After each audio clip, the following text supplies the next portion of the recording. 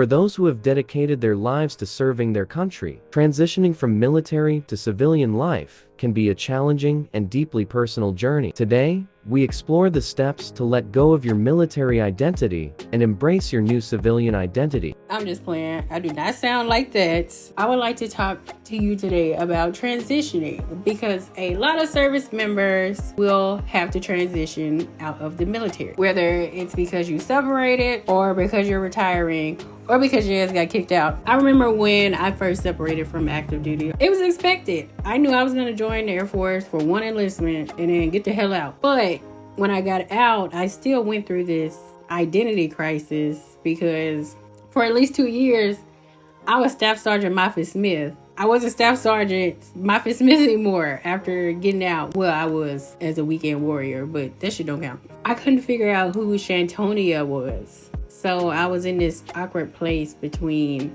knowing how to operate as an airman, but not as a regular civilian. And it took time, of course, and a lot of therapy and just talking about what I was going through and experiencing for me to figure out who I am currently and to try to merge those two identities. And so I think it's important to share the information that I have learned over the past 2 years in order to help other veterans with their transition.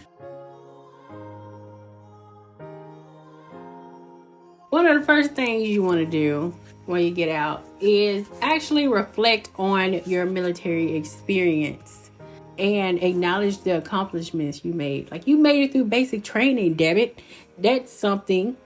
Also the challenges. Think about all the deployments, or even if you didn't deploy, think about those horrible ass units you worked at with the terrible commander or horrible ass co-workers, and how that impacted your life and shaped who you were as, a service member.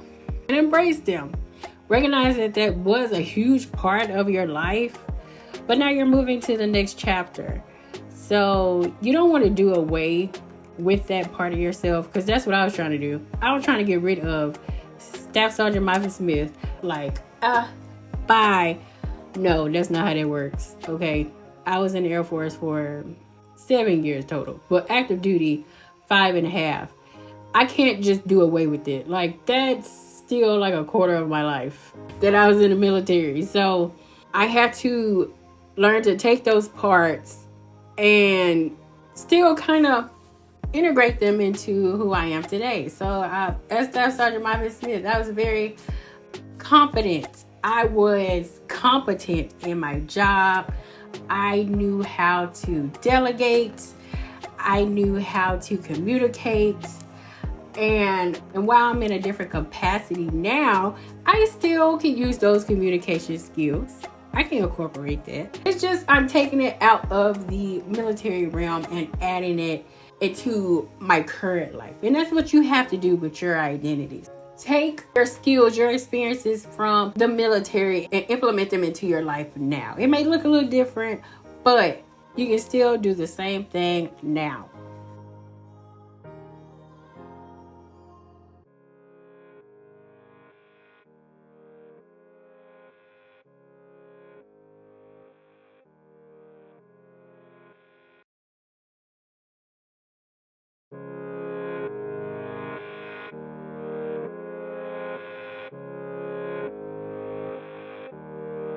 So the next thing you want to do is you want to connect with other veterans and support networks. For me, this was kind of hard because I live in the middle of nowhere. And most of the veterans that I live close to are Vietnam era.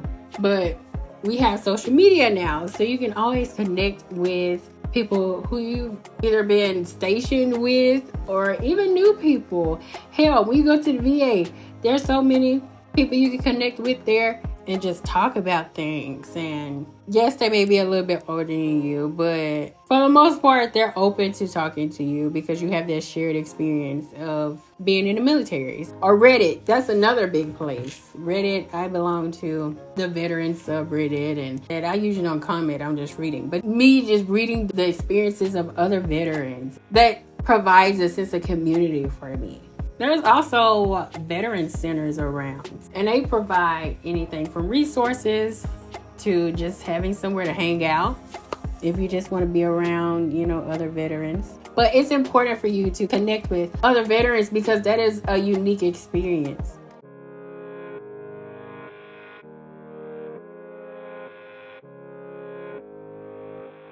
Another thing you can do that's super important is to develop new interests and hobbies and things. So in the military, it takes up most of your time. Like, you ain't got time to do shit else. I met a few people who had outside hobbies and had time to do shit. But anybody like me, it was work and go the fuck home and go to sleep whenever you could because you was tired as hell. The military will milk your ass until they can't get nothing else out of you. Now, granted, I did go to school while in the military, but even that was based on luck. If I didn't have the support system and the commanders that allowed me to go to school and supported my educational goals, then I wouldn't be here today. I think about those other people who I was stationed with, who their units weren't so supportive. Like, it was all about the job. They had things they wanted to pursue outside the military and they just couldn't. So it's important for you to do that now. You take your time back now that you're not in the military. You find what you like to do, whether that be music or just something simple as reading. Like, you want to read a damn book a day. You pursue that. That's you reclaiming your sense of self. And it's important to do that because moving forward, you won't allow your next job to take over your life. So life can be fulfilling.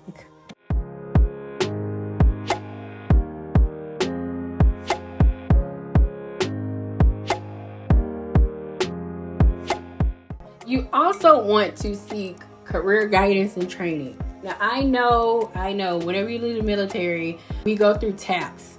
TAPS ain't shit, okay? Like, TAPS, especially the one I went through, it wasn't really catered towards me because I wasn't entering the workforce right after leaving the military. I was going right into school. So I needed some, guidance on the GI Bill and how to use it, what to expect, who do I get in contact with, whereas they were preparing me to go into the workforce, which they give you such generic information. It's just like, I could have did without this.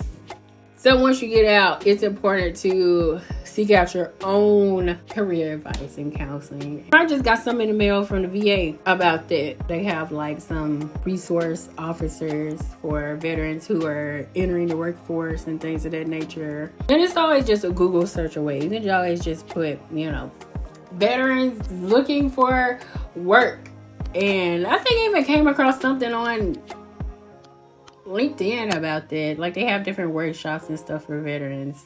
So even if you don't know what the hell you want to do after you get out, there's always a resource for you to look into so you can get an idea of what you would like to do or pursue afterwards.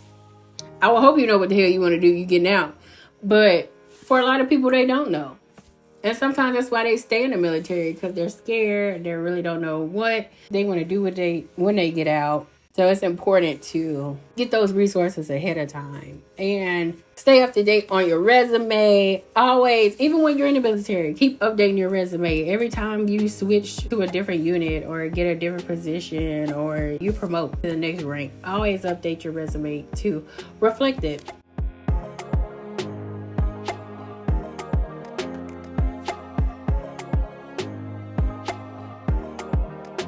The most important thing that you need to do when embracing your new identity is strengthen those personal relationships you have before even entering the military. With your spouse and your kids, your parents, your grandparents. If you went on deployment, you were away from them for a significant amount of time. And even if you didn't deploy, the military still took you away from them in some capacity, whether it was mentally, physically, spiritually. So you need to reaffirm those connections and strengthen them. It's important that you give time and love to those people who've been there from the start.